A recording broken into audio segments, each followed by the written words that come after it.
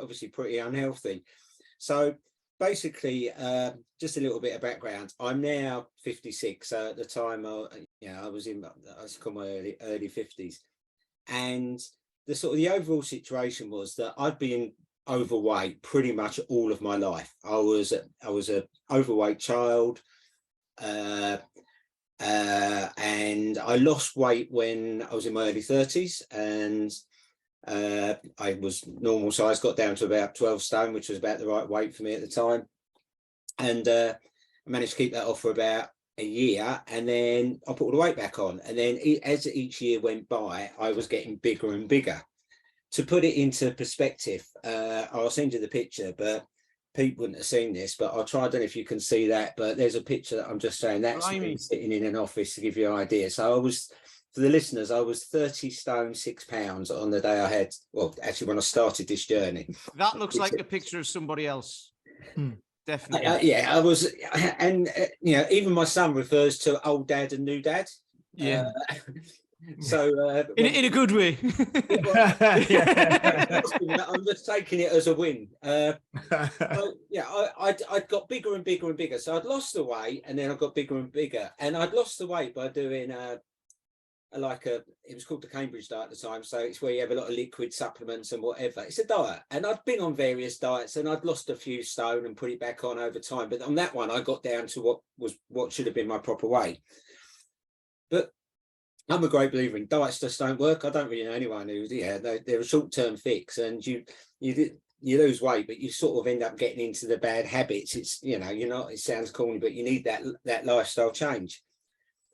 Now, although I was 30 stone, I'd been relatively lucky. Well, I've been very lucky. I hadn't had any heart problems. I hadn't had a stroke or any real illnesses. And indeed, when I used to go to the doctors and have, on the odd occasion I used to go, they'd always take my blood pressure a couple of times, and they'd be almost shocked that my blood pressure wasn't actually through the roof. It was high, but I wasn't on any medication for it because it was all right. And my heart rate was high, but it wasn't ridiculously high as you'd probably expect a 30-year-old, someone with 30 stone to be.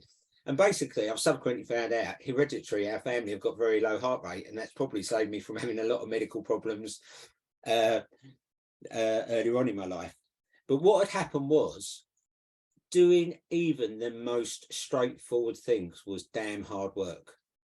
So to put that into perspective, I used to occasionally have to go into London. I'd have to get one of the first trains out of Chelmsford so I could get a seat, because I couldn't stand for half an hour because my knees hurt, my back hurt. I used to get to the office, and we used to be in a building called Ballgate Tower, which is immediately behind Liverpool Street Station. For those people that don't know it, it's a 5-minute walk. It used to kill me. I used to stop 2 or 3 times walking there because it hurt so much, and I'd be sweating such a lot because it was such a physical exertion to carry 30 stone. It's 18 stone roughly, or about just under 18 stone more on the way now. If I'm in the gym and they ask me to carry an 18 stone or something, I'm going to struggle, right? So it was difficult. So it was just difficult being me. And what I was finding was, people that can see on the video, this is Arsenal stuff. I'm a bit like James with his man cave. This is my bedroom cave of all Arsenal stuff, because I'm an Arsenal season ticket holder, and I'm very lucky, and I go with my son and I love it. We have wonderful memories. I was finding it really hard to go to the football. Walking to the ground from the station, it's a mile. I used to stop so many times. Going through the turnstile, I used to have to put my arms up in the air because the turnstile, otherwise I couldn't get through with my arms next to me. The seats, I felt very conscious. I was like squashing myself up. Everything was very uncomfortable. And I was in so much pain with my knees and my back that I used to take ibuprofen. And we were chatting about this just before we started the recording, but the ibuprofen I used to take 2 400 milligrams of ibuprofen before I left home. When I got to the ground, or the pub we used to drink a lot, I took another 800. And then after the game, I took another 800. What's the recommended dose for that? Not that it matters, because it's in the past, but just to put that in perspective. It was, I remember when I spoke to the consultant about it, I was well over the limit, and they were like, "Oh my God, how long have you I been don't doing doubt that?" you were. Yeah. And I was like, "Oh, yeah, every time I went to football, every time I went anywhere for about 3 years." Mm. And so it was just like, oh my God, what am I doing to myself? And so I'm just looking it up. I started thinking about it, and I just thought, I need to change. And because being me was becoming really, really difficult. I couldn't do the things I wanted to do. Mm. And for the first time in my life, I hadn't got ill, but I was in pain and I was going to get ill. And I could see sort of the future, and thinking, oh, Steve, you're going to be in a world of trouble here. You need to do something. And so I decided I needed to change. And the ironic thing is, and it's a bit embarrassing really, I work in financial services, and if you look to my LinkedIn, I put myself down as an operational excellence leader and practitioner.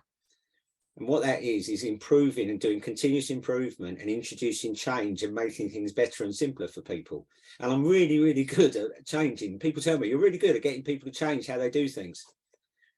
And I had this moment, thought, if I can get people at work to change, hundreds of people to adopt a new way of doing things, I wonder if I use the same model about what I do at work to my own lifestyle and see if that would make a difference. And guess what? It does.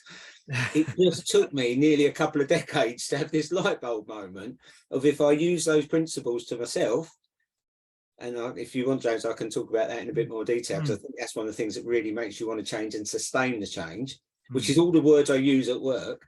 I did that, and therefore I started, right, I need to change. And that's when the first moment of my life was, right, I need to change. And the reason I needed to change, and you need that reason, is I couldn't be the person I wanted to be. It was stopping me from doing the things that I love.